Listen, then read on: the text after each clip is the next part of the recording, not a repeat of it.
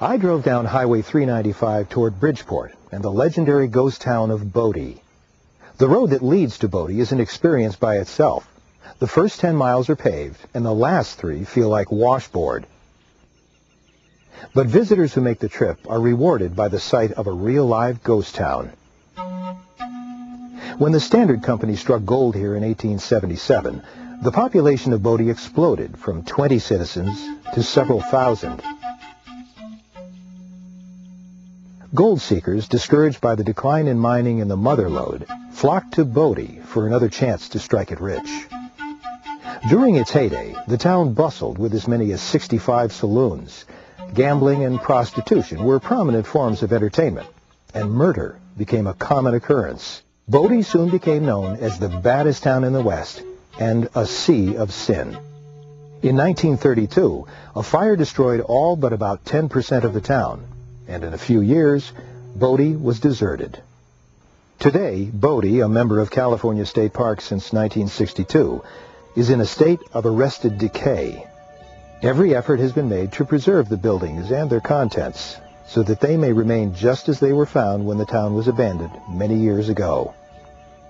Visitors receive a map that takes them on a self-guided tour to all the sites in town. A museum containing artifacts and books can be found in the Miners Union Building and is worth a look. It's operated by the Friends of Bodie Association, who are active in preserving the town. Although it's too hazardous for the public to enter the aging structures, visitors may peer into windows and doorways to get a glimpse of the past when the town was full of activity. And be sure to look in the windows of the schoolhouse. Books and other items still remain on desks as if teacher and students had just left for the day. Even math problems can be found on the old blackboard. On the day I visited, people were chilled by this ghostly figure walking down a deserted street. You can easily spend the better part of a day wandering around Bodie. The park offers drinking water, but bring your own lunch and have plenty of gas in your vehicle. There is no camping, and there are no longer any gas stations. I asked Brad if the park's rangers were concerned about artifacts scattered around the Bodie property.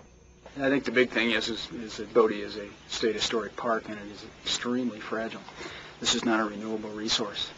And we get letters all the time from people who are sending back small tokens that they may have taken home with them, and they talk about the extreme bad luck that they've had. And, it's whether it's true or not, I guess, depends on the people. It'd be interesting to find out if their luck changed once they sent the items back to us. It's, as I mentioned, it's a state park, and we want to see it protected, and we want to keep it here for as long as we possibly can. So every little bit that leaves is a little bit of Bodie that won't come back. And they say that the state park is in a state of arrested decay. Is that it? Right. Yeah, we kind of define that as keep the buildings from falling down, but still make them look like they are. I noticed that there's some big logs propping a few of the buildings up, too. Right. Most of those buildings have been stabilized, but a lot of the logs could be removed if we wanted to. But they've been here probably since the 1930s, so they're part of the scene. Tell me about the type of people that lived in Bodie. There's a quote in one of the books, and I think it's mentioned in a video on Bodie also, that talks about the hard times, 4th of July parades. People were pretty much like we are. They like to enjoy life and have a good time. And the hardship of the winters they mentioned, and the hardship of actually living at 8,400 feet. But the quote says, and they were unspeakably happy. What do you consider the miracle of Bodie State Historic Park? It's kind of hard to put your finger on one thing, but I think the biggest miracle is the fact that it's still here. I'm kind of a ghost town wanderer myself, and you go to many other places, and they're ghost towns in every sense of the word. The buildings aren't there. There's maybe a few foundations and things of that sort.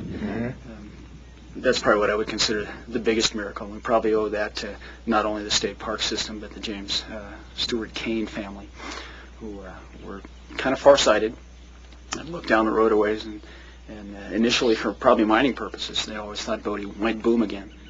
But when that became less evident, I guess they decided we need to preserve this, and they started in the 1950s negotiating to make Bodie a state historic park.